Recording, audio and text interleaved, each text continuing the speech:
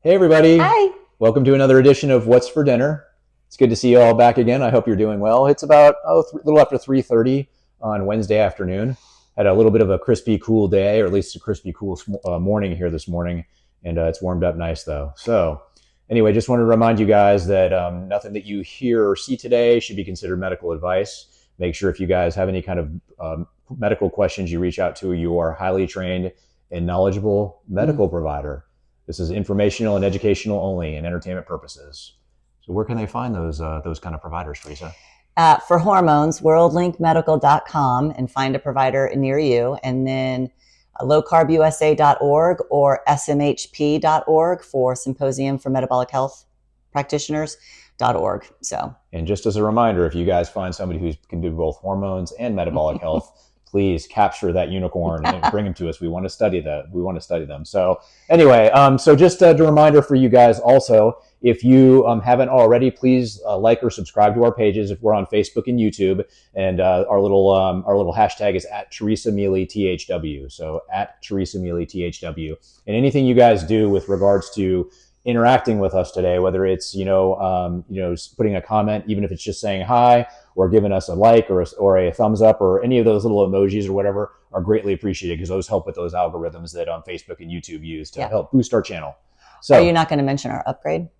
oh well, I mean, I can talk about it. Everybody can probably see that we're both wearing microphones and we're both standing in front of you. That's probably the biggest thing. So yeah, we've got these little tracking devices that go on the camera now, and they watch us and they follow us around the kitchen if we move, and we're both speaking through microphones, and so hopefully you guys can hear us much better. Yeah. And And for those of you that are new, the reason I roll my eyes when he gives that disclaimer is because I think it's dumb. I've had 2 patients in town. I've had tons, but recently one patient went to a new primary and he told her, I don't know anything about testosterone, but I think you should get off of it. And then I had another patient that went to her hematologist, who's a blood specialist, and told her because she has factor V Leiden, which is a clotting disorder, she can't be on estrogen.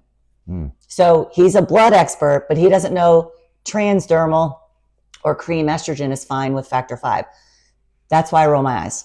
Yeah, it gets frustrating. Teresa hears these stories all the time. So anyway, we'll talk a little bit about what we have going on for dinner here tonight. And so remember, everybody, we focus on a low insulin way of eating. So we don't want to consume foods or food-like products that will cause our insulin to increase as a result of the sugar that's in those foods. Remember, sugar isn't just Pop-Tarts and candy and soda and things like that. Sugar is also in things that we eat, everyday things like pasta, oatmeal, bread, healthy cereals, things like that. Yeah. So just remember that. So anyway, Teresa's going to show you her plate really quick that she made for herself. So I have a filet, and then Mark has ribeyes over there. I did bacon in the air fryer. I made our favorite little pizza thing where I do a little bit of Rayo's marinara on the bottom, and then mozzarella cheese, and then pepperoni. And my steak juice is going everywhere. And then we have farm fresh eggs.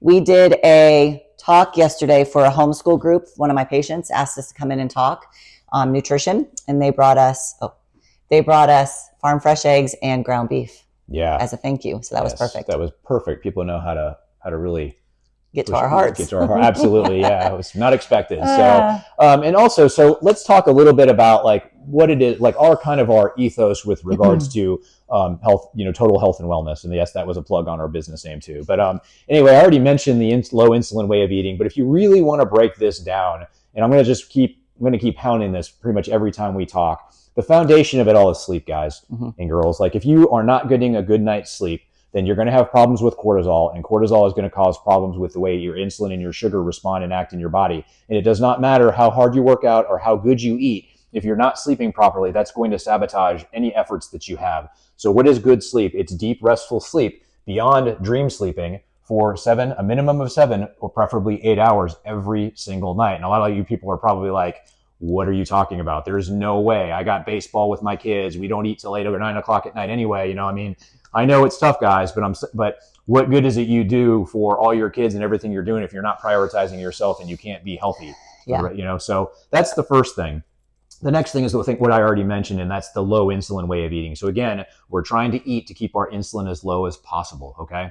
And then the next thing after that would be resistance. Hold on. If your insulin is low, you will be able to tap into your fat stores. Yeah. If your insulin is high, you will lose weight. Like if you're doing calorie restriction, you will lose weight a little bit, but you want your insulin to be low because insulin triggers all of the other chronic diseases like high blood pressure, fatty liver, high cholesterol. I mean, there's so many. I just can't think of them right now. Yeah, there's say them every day. But, you know, I did a case study the other night on the 27-year-old female with an insulin level of 20. She weighed 286 pounds. Her body is not going to let her tap into all. She has a lot of energy stored, getting ready to be used. Not ready to be used. She's wanting to use it, but it's not ready because insulin's too high. Yeah, for sure. Okay, so we started off with the good sleep, and then we went into the low insulin way of eating, and now the next thing we want to talk about is resistance training, because I think that's very important. And Teresa has something that she wants to say about resistance training as we age. Yeah, so as you age, we lose muscle mass, and by age I mean 30, which is terrible. Yeah, you lose 8% muscle mass every decade. So as you age, you lose fat. You lose muscle mass. That's replaced with fat. That is why as we age, we naturally get insulin resistance. And so every decade that piles on, and now you just have fat and no muscle. And now that brings down your resting metabolic rate. Your resting metabolic rate, RMR, is the amount of calories you need just to, you know, breathe, sleep, poop, talk, all of that, just your normal stuff, not even exercise. And you bring that down, then you don't stand a chance. It's never too late to build muscle, but it would be really great if we didn't lose it. Yeah. Like some of us have. Yep. Sure. Good info. And then the last one is going to be fasting, specifically intermittent fasting. So I want to warn everybody right up front. If you're new or you're early on in your keto journey, or if you're not 100% on board with fasting, don't get into fasting yet. Honestly, it's not worth trying to do if you're not ready to get frustrated. It'll just be frustrating, and it's you're when you go on a low insulin way of eating, your body's gonna start having physiological changes. Like you've got to have heard of Keto Flu. We have a change in our microbiomes. Your bowel movements are gonna be different, and you're struggling with changing the foods you're eating because I mean, most of us are addicted to carbohydrates, guys. So it's tricky to do that transition. So don't add fasting on top of that. This comes later, right. But we just want to give you this as one of our foundational kind of approaches to total health and wellness. So there's a couple of different ways you can fast. What Teresa and I mainly do when we are fasting is one of two things. We'll either do OMAD, that's 1 meal a day for those of you. So I did OMAD for about a year one time, and I did really well on it. I felt great. I looked great, and it worked really well. But at some point my body started pushing back a little bit, and I'm not going to get into all that right now with regards to the pushing back, but I was also successfully able to work out twice a week doing resistance training. And I was also able to do sprints a couple of days a week. And I was also able to go walking. So I was actually doing high intensity exercise while I was only eating 1 meal a day. And I was totally fine. Like I said, I did it for about a year. So that's one option you can do. Another one would be intermittent fasting. So for people who are just starting out and they want to try intermittent fasting, what we usually recommend people do is eat dinner a little bit earlier in the day at night. You know, we always try and eat our dinner at least 3 hours before we go to bed. And you guys see what time it is and what time we're getting ready to eat. We're way ahead of that. But we don't have little kids. We don't have little kids. But to get started, try and push your dinner back an hour, 2 hours, whatever you can before you go to bed. And then in the morning time when you wake up, try and push your breakfast out a little bit. Yeah. And then as you get better at doing this and you get more adjusted to fasting, you can make it later and later in the day that you eat your next meal until finally, you know, you're eating maybe in a window, whether that's just one meal or say you're eating between 12 and 4. Teresa likes to do the intermittent fasting where her eating window is kind of between about 12 and 4 p.m. Yeah. And in that window, so what she's doing is she's fasting, you know, between 16 and 18 hours a day. And then she's eating between 4 and 6 hours a day. You know, she has that window where she can eat between 4 and 6 hours. So anyway, that's just kind of like the things that we like to do with regards to fasting. Yeah. So some of the benefits are that one of the big ones is you guys have probably heard in this space is autophagy. Mm-hmm. So it's the recycling of old and less effective cells all over your body. So basically, old cells will die and will get consumed by our body in autophagy, and they'll be replaced with new cells or that function better, or even one cells that are just not optimally performing. Your body will use those as waste, they'll consume them, and then you'll build new cells in the process. A fantastic benefit of that. Yeah. Obviously weight loss too, or fat loss is what we're going for. So that's a big help. We're all interested in. Yep. And then mitophagy, the rebuilding of your mitochondria, huge. The Low Carb USA conference we just went to, my gosh, especially was Matt Phillips, I think, was just hammering the mitochondrial dysfunction for neurodegenerative diseases like Parkinson's, ALS, those kinds of things. Yeah. So anyway, just to wrap up talking about the fasting, just be careful. Some of the risks involved is going to be getting enough essential fatty acids. So make sure you're eating enough fat and high quality fat, making sure you're getting your essential amino acids. So remember, those are proteins. So you've just got to make sure you get a high quality protein. And then electrolytes, especially if you're early on in your keto journey, you're going to be dumping electrolytes, and you've got to replace those, drinking pickle juice, taking an electrolyte supplement, something with low sugar, but you got to be careful with that, okay? And then also for those of you who have issues with regulating your blood sugar, if you fast and you're not in ketosis yet, your blood sugar can drop to levels that are low enough that they can cause problems. So just be careful and don't try it too early. Well, if your blood sugar drops, you're going to get nauseous. If your electrolytes are off, you're going to feel like you have the keto flu. Yeah, but we just wanted to mention those in passing. And then Teresa has some stuff she wants to talk about. I guess you want to talk a little bit about chronic infection? Yeah, so the other things that can hinder fat loss is chronic inflammation. So if you're sick all the time, you've got allergies, autoimmune disorders, you got to really try to clean that up. How do you do that? Good question. There's lots of things that you can look at. That's what I try to tell people. Everything is a bell curve. And most of us fit right up here, but then you got the people out here that probably do have mold toxins and toxic buildup and oxalate buildup and lead and all that other stuff. But for the most part, do stuff up here that it's kind of easy to do, like get rid of your plastics, start eating out of glass, get good sleep, that kind of stuff. Yeah. Another big thing that I never realized, but we met a wonderful general practitioner from Australia 2 years ago in San Diego, and her name is Dr. A.V. Charlton.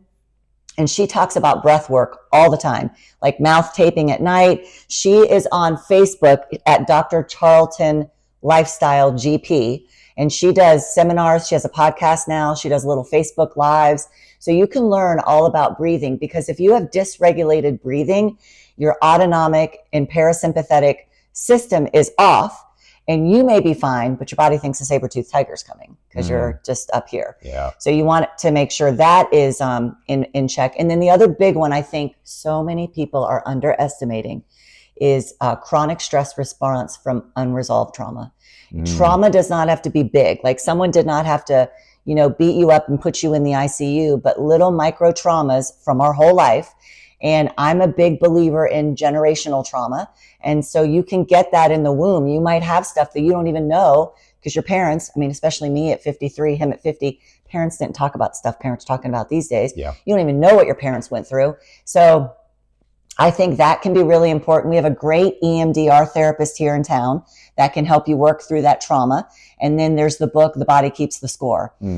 Which is also very good. So I think those things are very important to health. And then subconscious beliefs, which to me is spirituality. Yeah. Like if you really believe that there's a God who heals and delivers and saves, that helps. If you're all by yourself and you just think, I don't even know how I got here, then that's, a little bit of problem too. Yeah. And everything that Teresa is mentioning there, just as similar to what I was mentioning earlier, is that's chronic stress. Yes. The chronic stress, and that can be caused by lack of sleep, causes your cortisol, or if it causes your cortisol to rise, and all of that sabotages fat loss. It's the same thing. It's the excessive cortisol. Yeah. So a number of things are working against us to cause that chronic stress. Yeah. And obviously, because I'm a unicorn, low hormones cause obstacles to losing weight. That is why perimenopause and menopausal women always gain weight in their belly, and suddenly they've never had a weight problem, and now they do. That's hormones. Definitely. They come in all the time. They say, I didn't change my food. I didn't change what I'm doing.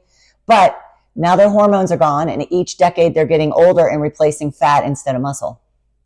That's it. Let me just make sure these are no questions. No, that's just just people. Yeah, okay. It's just folks. Hi guys. Hey everybody. Yeah. Okay. So anyway, let's go ahead and wrap this up, guys. Okay. So if you all have any questions or any comments or whatever, please post them in the comments section and let us know, and we'll be happy to answer them for you. And as always, we love you guys. Yes. And I just want to say, the Lord's mercies are new every day.